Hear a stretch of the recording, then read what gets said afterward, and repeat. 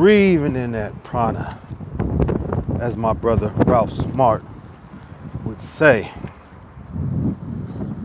Kind of feel good to be back in the Bay. Kind of feel good to be back in the Bay. It's bittersweet. If you don't know, I am from the Bay Area, Oakland, California to be exact. And currently I'm in LA. So I do wish to move. I don't particularly, this is the thing about LA, you know, and I've contemplated on this a lot. I've contemplated on this a few times. Back in the day, before I actually lived in LA, I would take trips, random trips to LA. I would drive. The drive is about 5 hours. If you know, you know. It's about 5 or 6 hour drive, depending on how you do it. You don't really have to worry about traffic too much on that 5. That long stretch, going between, when you're going through the Central Valley and the Valley, heading I-5 South. It's a two-way road. It's a two-way highway, but it's pretty much never any traffic unless it's, you know, something that happens out of the ordinary. But sometimes I would just take random trips to LA just to get away from the Bay. And it seems that I was excited to do that. I was always excited to get away. I'm like, yeah, I'm going to LA and I would like to go to LA. And I would spend a few days there in a hotel and just chill out in LA. And then I would go back. If I'm going to be honest, I actually enjoyed those times. But it's a funny thing that happens with us humans. It's a funny thing that happens that I've noticed with humans. When it comes to like getaway destinations or places like we like to go to just to spend like a weekend or a few days, it's cool as long as we not living there. But what I discovered is once we decide to move somewhere, what's up everybody, what's up? Hello. Charleston, Clarksville, Tennessee checking in. I got family in San Pablo. Yeah, man, you know about it. Shout out to San Pablo, shout out to Clarksville, Tennessee. But yeah, man, what I discovered is that when you move to a location that you used to just visit like for vacation and whatnot, it's a whole different thing. And that happened when I moved to Vegas, because Vegas, if y'all in the Bay Area, you know that Vegas is just like an 8-hour drive from Oakland. And Los Angeles is like a 5 to 6 hour, like a 5-hour drive from Oakland. And so oftentimes the Bay Area folks or we can go to Reno. Reno is like 2 hours, 2 to 3 hour drive from Oakland. So if you from Oakland, you from the Bay, oftentimes when we want to just get away for a day or two, we can go to Reno to gamble. We can go to Los Angeles for the beaches and, you know, Hollywood and all that. Or we can go all the way to Vegas, which is about 8-hour drive, 9 hour, if you want to just, you know, do it big. And what I've discovered, what's up? What I've discovered is that when you actually live in these places, the dynamic changes, right? And so I lived in Las Vegas. I lived in Las Vegas for a year. And at the end of that year, I'm like, damn, within like 6 or 7 months, I'm like, I don't really like Las Vegas. Like outside of the Strip, which most people that are locals to Las Vegas, they don't go to the Strip. The Strip is for tourists, strictly for tourists. Most local people that live in Las Vegas, they only go to the Strip, and they'll tell you themselves, if they got family or friends visiting, and if, family and friends that's coming from another state, they want to go to the Strip. But most Las Vegas people, they just stay within the city or the area where they live at, and you can gamble everywhere. You can gamble in a damn. The thing about Las Vegas, you can gamble in a grocery store. You can gamble at the CVS market, wherever, because it's always like a slot machine everywhere. So you don't have to go to the Strip if you want to gamble. And then even off the Strip, they got clubs, nice little bars you can go to if you're a local person, where you can hang out with other locals. So most people in Las Vegas don't go to the Strip like that live there. You know what I'm saying? And so when I was in Las Vegas for like a year, I discovered that I don't really like Las Vegas. Like it's kind of, I don't know.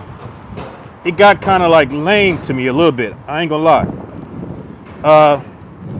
And then the same thing happened when I went to LA. Like, I used to like to travel to LA just to visit on a weekend. But now that I'm living there, I'm like, I don't really like this place. You know what I'm saying? Like, and that often happens with us, man. Like, we'll think we'll like somewhere that we like to go to on vacation, and sometimes we might just move there, but then we find out, like, hey, we don't really like that place. You know what I'm saying? Like, we often want to go back to where we come from. And hi, what's up, Russia? Damn, shout out to Russia. You want to look at the street? All right, let me show you the street. Yeah, that's the street right there. Let y'all see a little bit. But shout out to Russia. I want to go to Russia. Shit, I've been to a few countries, but I do want to go to Russia one day. I want to check out Russia. So yeah, I really enjoyed LA when I was just traveling there for vacation, to get away for the weekend. But now that I've been living there, and LA is composed of 88. So you got LA, the city of LA itself, and then LA County. And in LA County, there's about 88 cities within LA County. So the city of LA is just one part of LA County. So oftentimes people from out of state, they think that LA is just one big city. But no, LA is a city, but it's the city that has the county's name. But within LA County, which is the greater area of LA, it's like 88 cities. Like, you got Inglewood, you got, of course, the infamous hoods, Compton, South Central, East LA. You got a whole bunch of little cities, Pasadena. All these cities that make up LA County. And what I discovered is that I had to really reflect on this. I don't really like LA. I don't like the city where I live. I'm gonna be honest. I ain't gonna tell you the city where I live, but it's not in LA. It's in LA County, but it's not in LA County. But I'm like, I don't really like, I'm gonna sit down for a bit, y'all. I'm just coming from the gym, just working out, getting it in. Shout out to everybody that's tapping in. But let me finish my thought, y'all. So I don't like the city in LA that I live in. But there are black people that live in LA. And LA is kind of like, let me explain like how LA is, man. So most of the black people in LA, we scattered all over LA County, but we have like a high concentration, like in the Crenshaw district, South Central LA, Inglewood. That's where you find like a higher concentration of black people. Black people are scattered all throughout LA County, but the concentrations are more in those areas, in South Central, in the Crenshaw district, and Baldwin Hills. That's where like more the upper class. They call it like the Black Beverly Hills back in the day. That's like where the upper class black folks live. That, professionals, doctors, lawyers, those type, right? And but outside of that, LA is heavily Hispanic.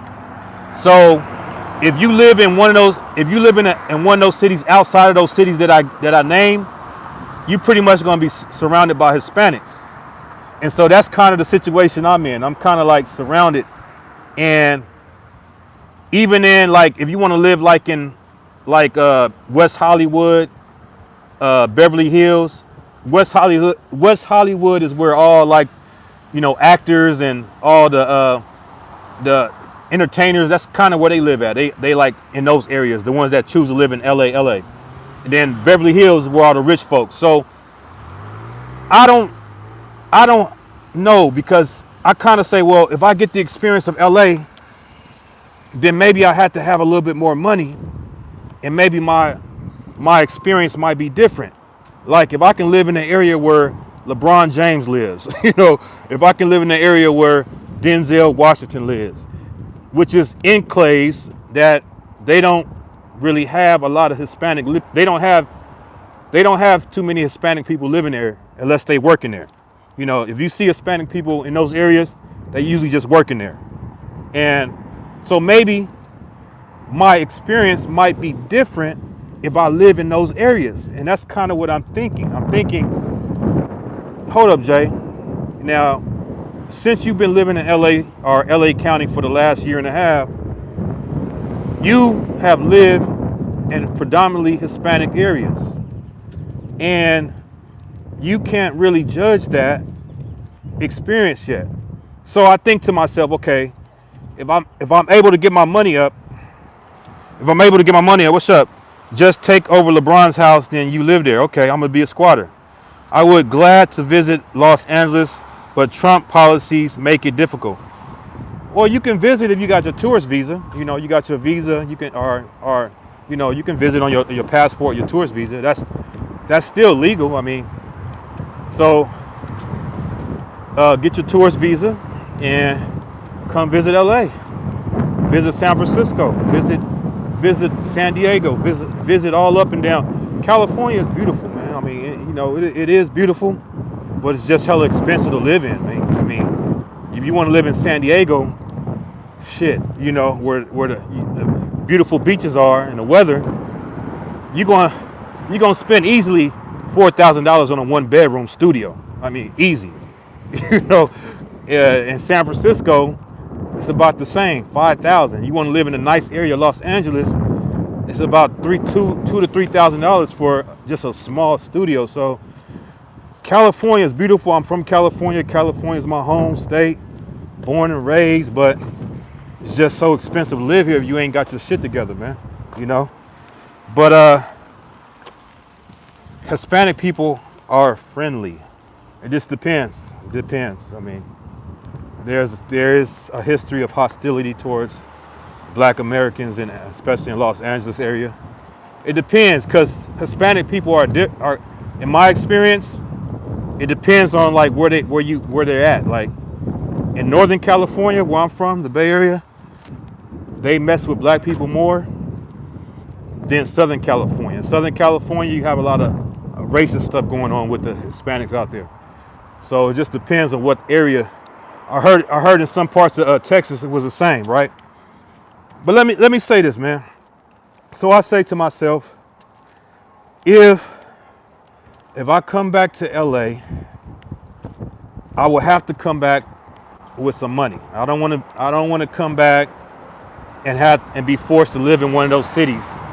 If I come back, I want to live in one of the rich enclaves, and maybe my experience might be different.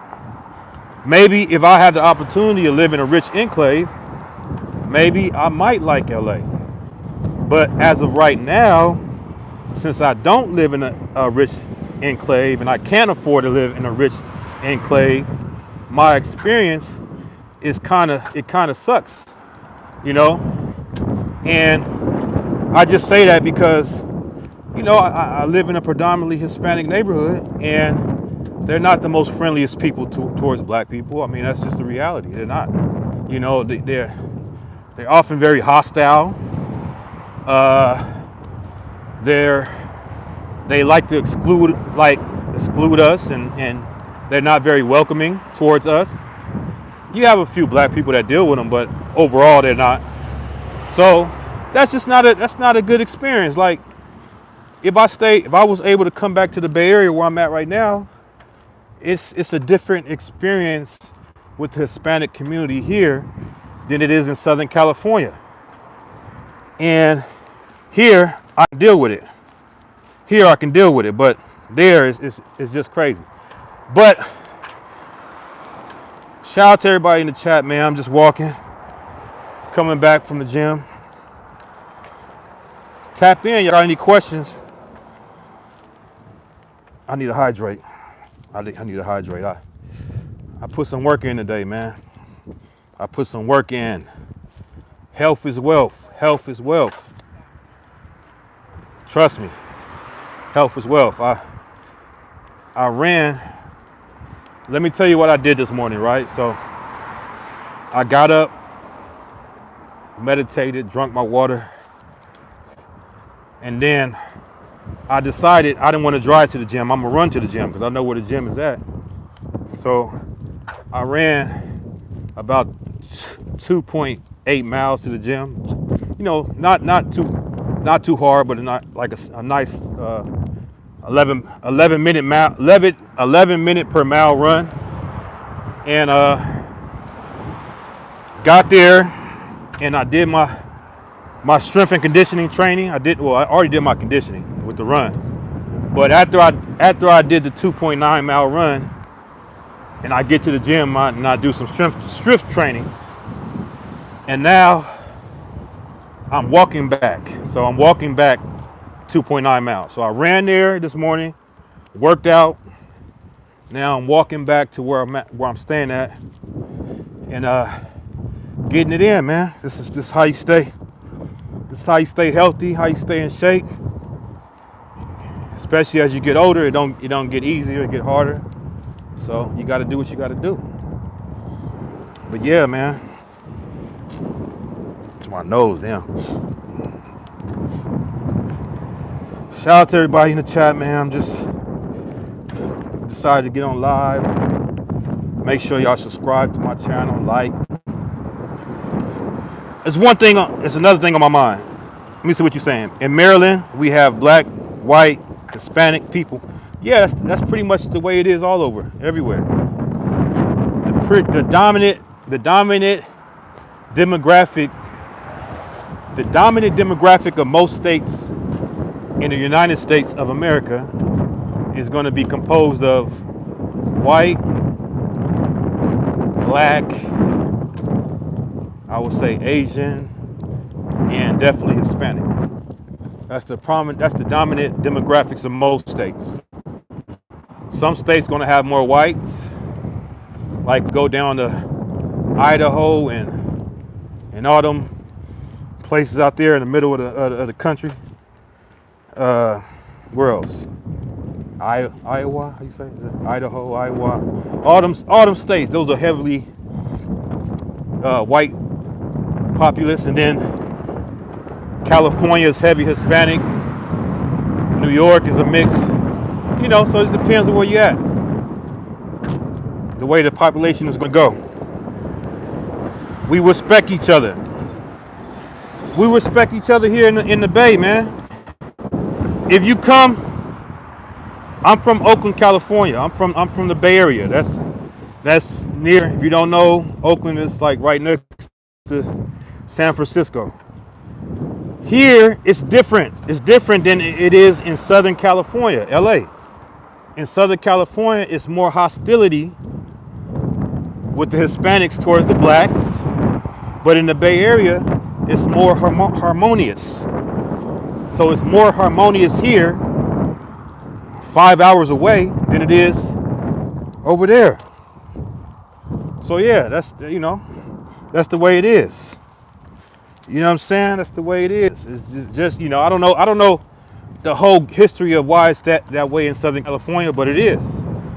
You know, maybe it's the gang culture. Maybe it started in the prisons. Who knows? It's a history behind it though. But yeah, man, I was also thinking about this, right? And tell me if y'all agree. As I'm walking, I'm walking and I see a black man with a white woman. And the white woman was a little bit on the plus side. She was a little bit on the plus side of the game. So this is what I thought. I thought to myself, let me read your comment. You got a long comment. Jay, I got family in San Pablo, El Cerrito, and Hercules, California. I always wanted to go to live, but I was hearing about the cost of living and was like, yeah, man, it's expensive. It's very the Bay has gotten very expensive. I ain't gonna lie to you. I can't even afford to live here. I'm from here, and I can't afford to live. I can't afford to live here. I'm all the way in Southern Cal right now. But you're gonna need it if you're gonna come out here. You're gonna need a good career lined up already. If you don't have family members to stay with, and it seems like you do got family, maybe your family will let you stay with them until you get settled. But if you don't have family members to stay with, it's gonna be rough for you. You're gonna need a job. Your job, you're gonna need to be making at least $30 an hour, minimum. $30. You're gonna need to make at least $30 an hour minimum to live out here. Anything less than that, you struggling. It ain't worth it. Coquit, I don't know where Coquit. Okay, where's Coquit at? I don't know where that's at. I don't know where Coquit's at, but yeah, have you a job lined up. If you want to move here, and make sure you making at least. If you're gonna make $25 an hour, you can probably rent a room from somebody. You could rent a room. Or if your family lets you stay with them, you can make it work. But if you gotta live on your own, don't come out here for making no $25 an hour. It ain't gonna be worth it. At least 30. All right, shout out to everybody. Hey, I'm almost at my destination, but I wanted to make a point. So, what I was saying? Yeah. So I seen a black guy with a white woman, and the white woman, they was a couple, and the white woman was a little bit on the fat side, a little bit on the plus side, right? And I thought to myself, I said, there's three categories of white women that a black man can get with, that they usually get with. The first category, they call them the Wiggas. That's a white Nigga. That's a white, it's basically a white person that grew up around black people and she tries to act black. That's the first category. And when it comes to the Wiggas, they only like the Pookies and Ray Rays. They only like the thugs. If you're not a thug, if you're a square, they don't want you. Then you got the overweight white woman. I call these the woman that the white male don't want himself. So the overweight white woman always know, hey, if I can't get me a white man, I can always get me a black man. That's the third one. Yeah, Marilyn Vallejo. Okay. Then you got the third and last one. This is the third one. These are the ones that look very good. They're very beautiful. They're very attractive. But they don't come from wealth, and they like how can I put this? They're lower class. So they're beautiful, but they come from a lower class background. If you don't, and I got a few examples to validate that. You can look at Tiger Woods. Tiger Woods had a beautiful white wife, but she was a nanny. So he didn't marry a wealthy white woman. He married someone that was like a babysitter. And this is usually these are the three types of white women that black men can usually get. The white woman that acts like a black person, the overweight white woman, and the very beautiful white woman, but but she only wants athletes. She only wants ballers. She only wants, you know, if you're not an athlete, you're not a baller, you're not an entertainer, you can't get that type of white woman. Look what happened with Shannon Sharp. Look at what happened with Tiger Woods. All these were lower class white women, but they were beautiful. And I said, okay, that's pretty much what we can get here. It's kind of like, if you want you a white woman, this is your options. Now, I ain't tripping off of no white woman, but I'm just saying, like, the thought just came to my mind as I seen this black man with his white girlfriend, and she was overweight. And I said, brothers, why do we have to settle? Come on, brothers. Why do we have to settle for the bottom of the bunch? And we seem to be the only males that do that. The Asian man don't do it. The white man definitely don't do it. Even the Hispanic man don't really do it. Now you see him with some fat. You do see the Hispanic man with some Marias that's built like a refrigerator. I ain't gonna hold you. But they try to get the best. It's only us, man. And we gotta really, hey, my uncle used to tell me something, man. My uncle used to say, if I can't have what I want, I don't want nothing at all. That's the mindset we all gotta adopt. If we can't have what we want, we don't want nothing at all. Or shit, let's get your passports and explore your options. But only, this is what I say. Don't get your passport and you go over there and you letting these YouTubers, these passport bros, gaslight you and have you thinking it's more than what it really is. No, them women over there are only dealing with you because they see an opportunity. Don't try to gaslight. Don't try to trick yourself and think it's more than that. That's literally all it is. And if you can go over there with no expectations, you'll have a good time. If you go over there and realizing what it really is, everything will work out for you. Damn, bro, what the fuck is you doing? Dude just come right up on me. Hey, y'all, I'm getting to the end of my walk. I'm kind of getting gas, so I need to take some water. I need to hydrate. But make sure y'all like, make sure y'all share and subscribe, and I will holler at y'all on the next one. See, this is my car right here. This is my car, my Tesla. I got a green Tesla.